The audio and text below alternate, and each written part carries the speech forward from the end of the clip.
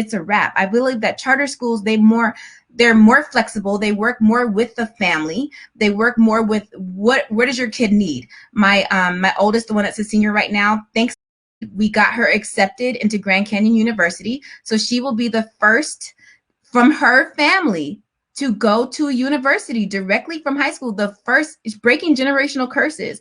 And this is what it's about. And, you know, was barely trying to get her out. She would have basically failed. She would not have graduated, you know, and I had to fight. I was fighting with teachers and fighting with the dean and fighting with the principal, to the point where the principal, you know, which is where I finally drew my line. The principal set up a meeting with myself and my daughter and did not even show up. The principal didn't show up and didn't even have the decency or courtesy to, you know, contact and say, hey, sorry, I didn't make it. When I reached, nothing, we heard nothing. And you're supposed to be in charge of my child's education in her senior year of high school. Never again in life will my child's future be put in your hands.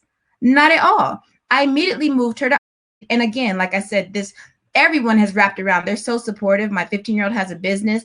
The teachers all bought products from her business to support her for Christmas, you know? So I personally cannot say enough about my experience, again, as both a parent and as a vendor, you know. And this, as a vendor, it threatens I don't have a teaching credential, even though I've been teaching music for 20 years. I have a bachelor's degree in music, but I don't have my teaching credential because I just never felt like getting it.